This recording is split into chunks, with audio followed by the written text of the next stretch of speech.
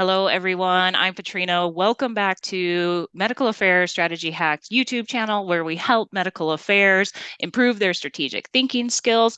I have another very special guest edition for you today. I'm joined by Insights Guru, Rich Swank. He's been on the channel a lot, so we're so glad to have you. Thanks, Rich, for coming back.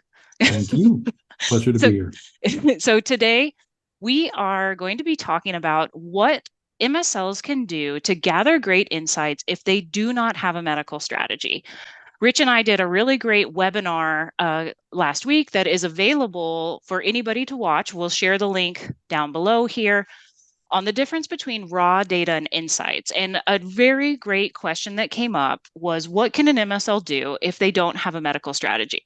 How can they still add value or gather valuable insights that will help the organization without the guidance that a medical strategy provides? So, Rich, what are some thoughts that you have about this and tips that you would share with MSLs that find themselves in this situation? All right. Thanks, Katrina. I think let's first start with that pre-launch time frame where it's most common that MSLs deployed at the field level may not have a defined medical strategy in place because it might be too early. There might not be other cross-functional partners to help triangulate that medical plan against either. So in those cases, the most important work you should be doing should be to align to the medical objectives. Remember that could be masquerading or hiding. The strategy could be masquerading as medical objectives. So try to simplify as much as possible, work with your manager and other medical stakeholders to determine what the top three medical objectives are. And this, of course, is going to vary with life cycle management, but that's a great place to start pre-launch. You can still do the same thing peri and post-launch if there isn't a defined gilded medical strategy that is going to guide your day-to-day activities. And you can do the same thing. In fact, the medical objectives is probably a strong way to go and will help guide what you're looking for. And we cover this in our course, what not to look for. Remember, it's just as important because that non-relevant information can gum up the system as well. So, in a nutshell, I think depending on the life cycle management, helping determine the medical objective focus area is going to help. And then, as always, work with your manager. That's where you can escalate the issue. And if there is nothing that's cleanly been communicated, there probably is something at a high level that's in place. It just hasn't been cascaded adequately enough. So those would be the two main areas I'd recommend, Katrina. That's a great point.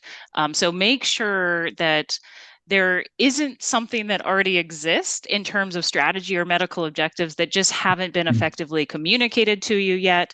If you're an MSL manager or MSL leadership, and this is a problem at your organization, this is a good reminder for you to make sure to communicate this effectively to your MSLs.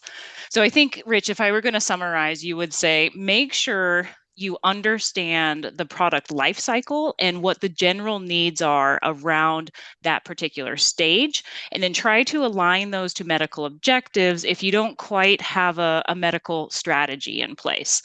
So, what would you recommend as just kind of general advice for MSLs that are supporting in the pre approval space? Are there any general things that they can look for or try to consider to focus their insights gathering on?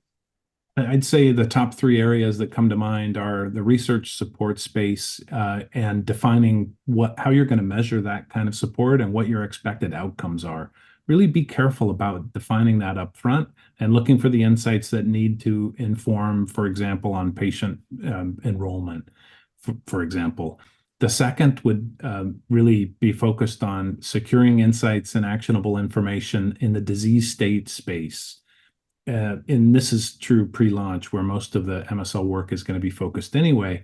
So make sure that if there are any gaps in understanding patient care and understanding the patient journey, that you really illuminate, any murky areas on that front. And then I think the third area to focus on is start to lay the groundwork for how the potential product is going to be reimbursed. So the formulary work that's required, any insights around how institutions or health plans are thinking about coverage in the space, and what the competitor discussions might be as well. So yeah, I think in summary, those three areas would be excellent to focus on for valuable insights that are going to help move the needle for the company and give credit where it's due to you for bringing in the insights.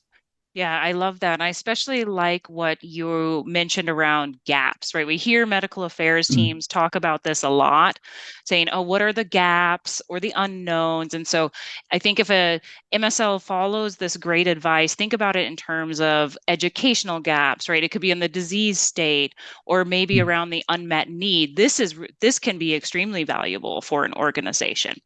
Anything else you want to add here, Rich? Last thing I think I'll close on is to keep it short and sweet. When you're rolling up insights and distilling information, keep it distilled. Don't try to write a novella. Nobody wants to read it, and nobody will read it if you do. So, That's true. so That's keep it short and sweet. true. Great.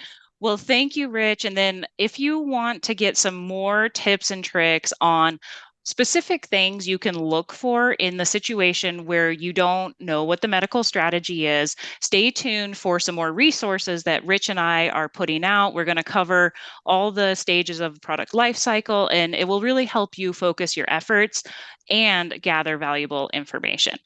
If you like this strategy hack, please be sure to like, comment, and share. If you want to get notified of new ones as I produce them, please be sure to subscribe to my newsletter. It's on the Medical Affairs Value blog. I'll put the link down there below. And Rich, thanks again. And thanks everybody for listening. Thank you.